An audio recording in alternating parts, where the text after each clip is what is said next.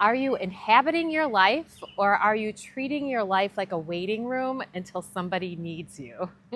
I had this realization once that I was treating my life like a waiting room until somebody needs me. And we're going to talk today about how maybe that seems like a noble thing, but how it actually might not be as noble as you think. And it might actually be, I believe that it is, missing the mark. It's missing the point of existence if we're treating our lives like a waiting room until somebody else needs us.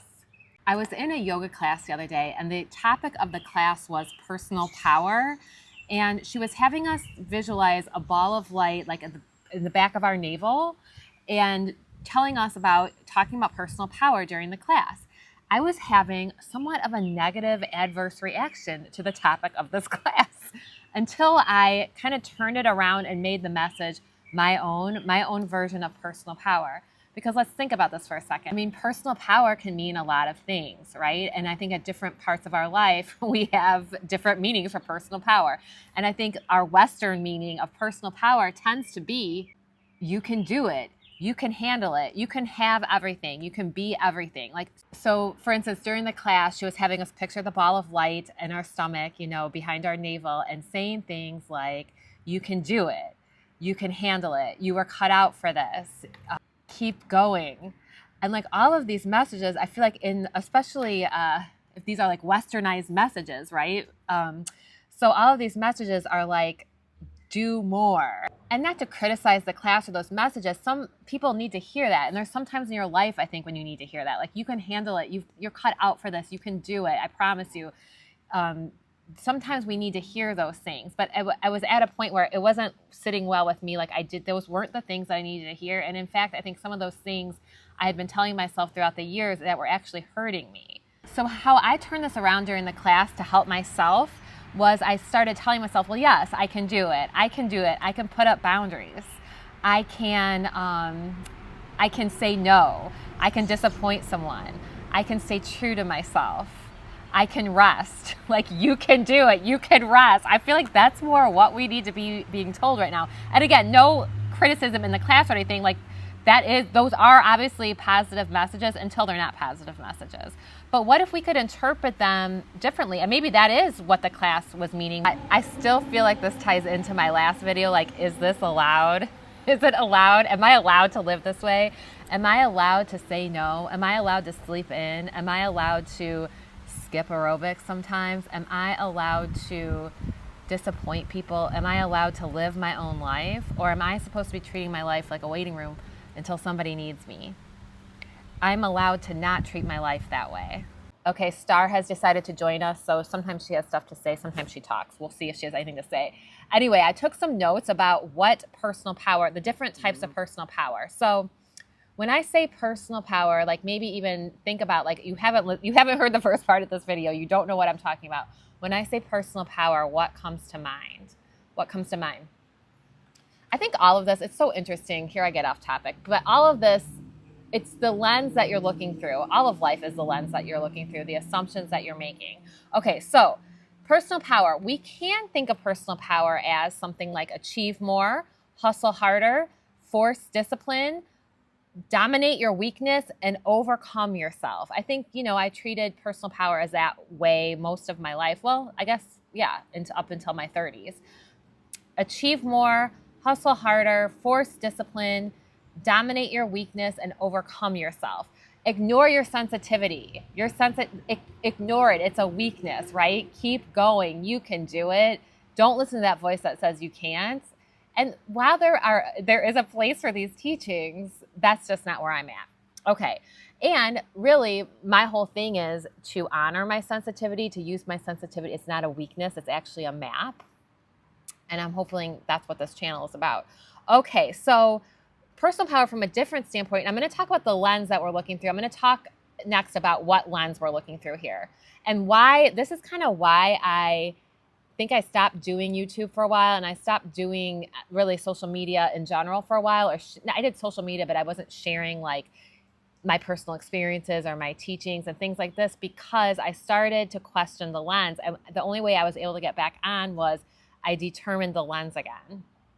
Okay, so personal power from a different perspective, it says you can do it, But what it means is you can stop abandoning yourself. You can disappoint someone and still live.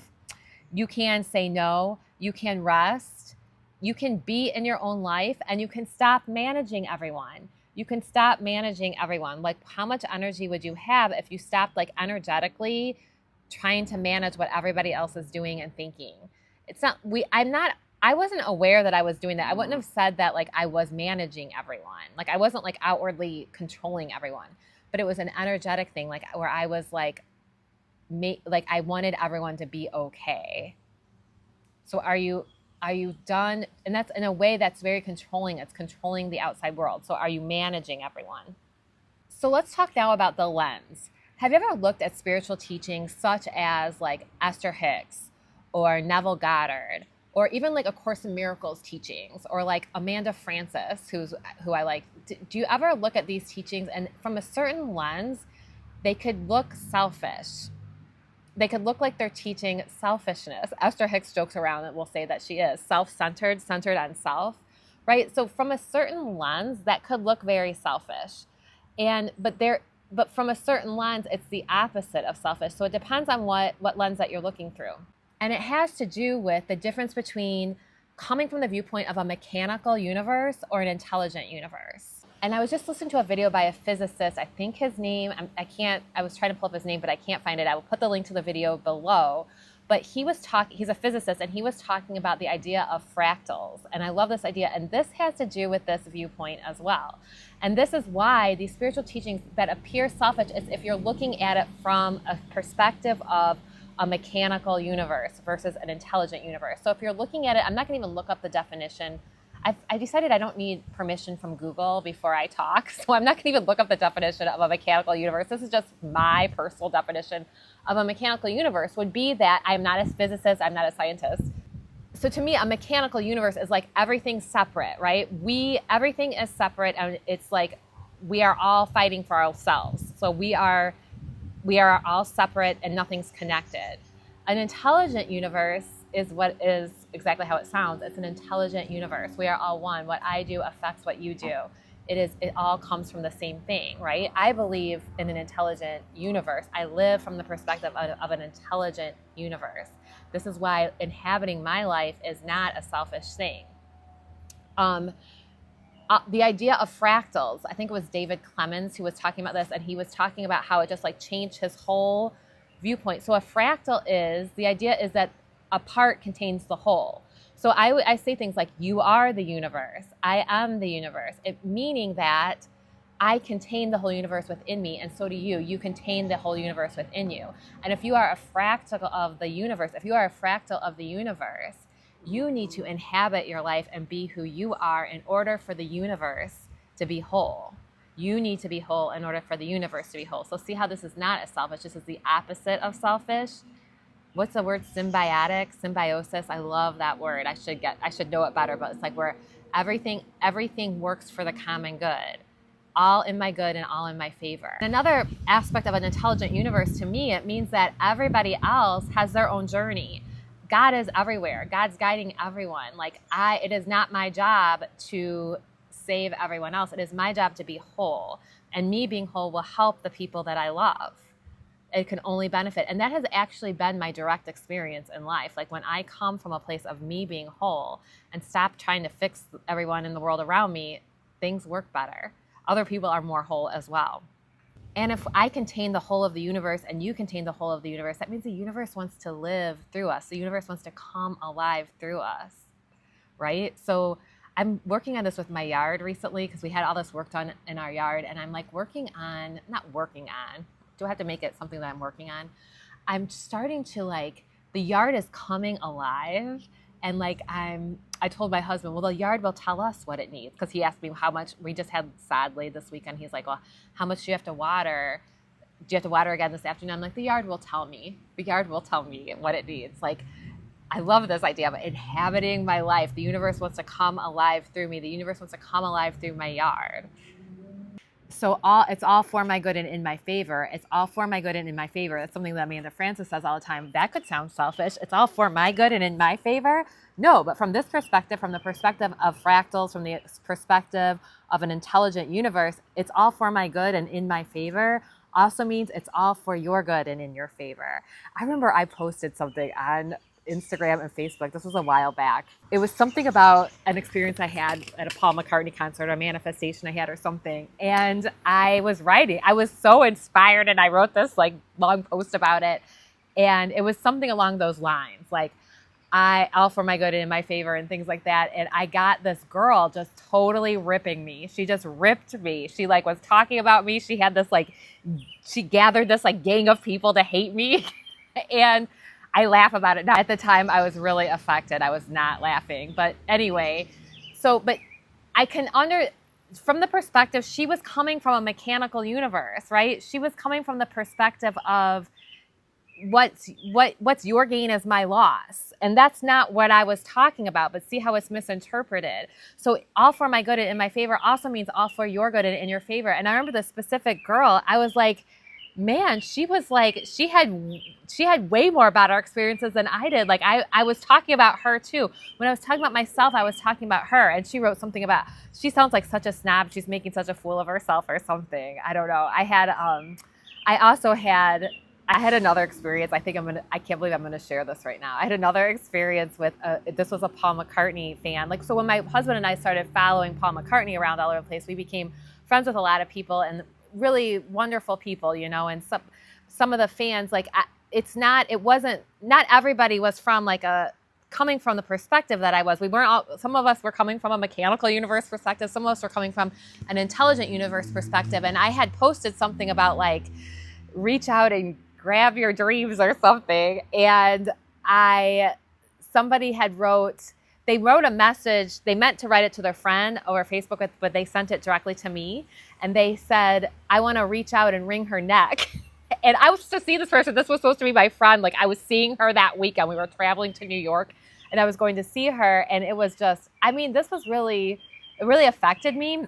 Like I said, I laugh about it now because I keep it light, but it really affected me and I allowed it to affect my posting online. So I started like questioning the lens that I'm posting through and like trying to see it, like seeing it through, oh, somebody might take offense to this but I wasn't meaning it this way. So I had to like take a step back, I think, decide, you know, I'm not going to like change what I'm saying and dim my light to make everybody comfortable. Like if somebody's going to want to reach out and wring my neck because they're misunderstanding my message, then that's just how it's going to have to be from now on. And I don't know. I mean, to be honest with you, I talk a good game right now, but I don't know if I'm fully living up to that, what I decided, you know, but it's good for me to talk about it a little bit. And maybe this will help me to more fully live up to shining my light in my wholeness from my lens. And I hope that helps anybody who's watching this to do the same.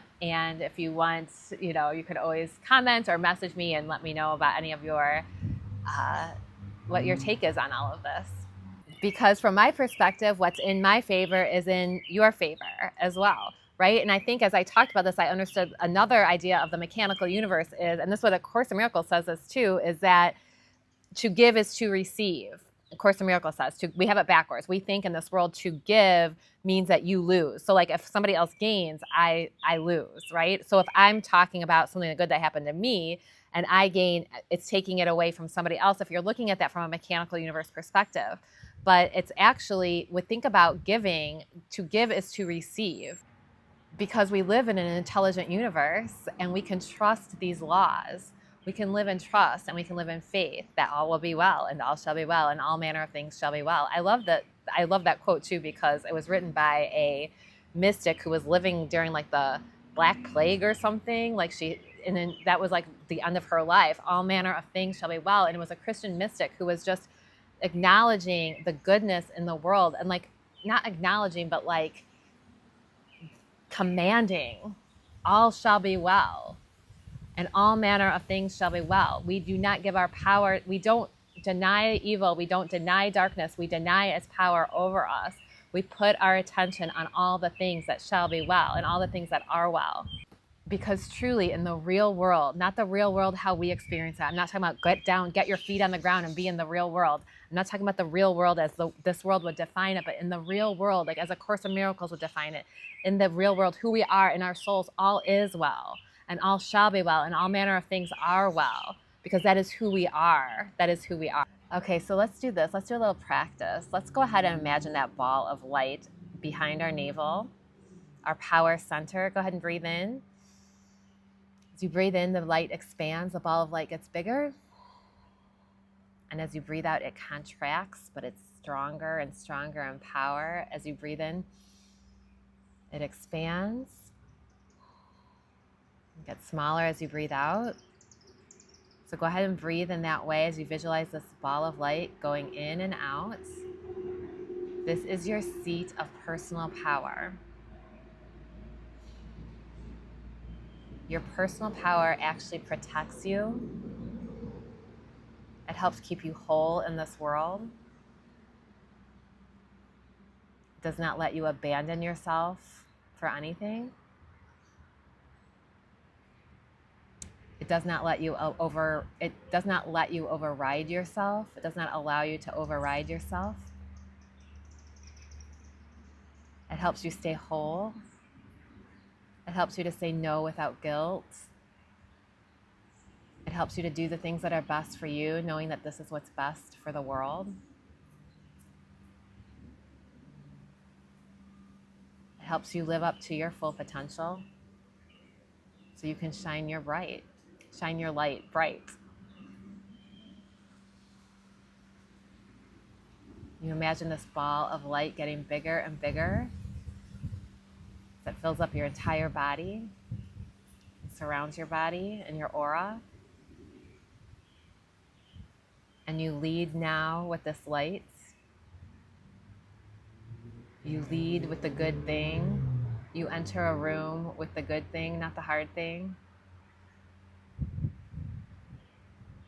You live your life with ease. And know that it is safe to do so. So I hope this video helped you kind of look at personal power from a different perspective if you needed that too. I needed to look at personal power from a different perspective. I have another video about this that's very similar, where it's like I was reading A Course in Miracles and it was kind of saying the same similar things, like you can do anything, you could be anything, you could have anything, or it wasn't saying those exact words, but I was like, oh my God, this sounds like a lot of pressure. But I turned it around to mean, no, I can do it. Like I can say no and be whole. Our goal as sensitive people, our job is to stay whole within the universe, is to be who we are, because I do truly believe, this is my perspective, I do truly believe that we are all here in our own way to heal the world. And the only way the world will be healed is if we are healed as individuals. And healed might not necessarily even be what the world tells us that it is. I mean, A Course in Miracles says that we have it all backwards, So like, let's just open our mind to looking at personal power in a different way. Like we can have boundaries. We can say no. We can inhabit our lives. We can not act from guilt. The guilt does not have to control us anymore. We are moving forward to the certainty of God. And what was the other quote? And all shall be well, and all shall be well, and all manner of things shall be well. I hope this was helpful today. Go ahead and subscribe if you want more videos like this. I talk about being sensitive in this world, being empaths, being frequency holders, and inner peace. Oh, and if you want if you want to know more about not letting guilt run your life, my most recent course is about just that. I talk a lot about that, about waking up from the nightmare of guilt. That's been such a lifelong lesson for me. This course, it's really good. It comes with a handout. It goes a lot into in my past as a therapist and things that my own experience as well. So I'll put a link to that below on how to wake up from anxious thought loops. And it really is a lot about how to not let guilt, to no longer let guilt run your life, how to wake up from the nightmare of guilt. We are inner peace seekers and finders. Okay, love you so much. I hope this was helpful today, and I'll see you next time.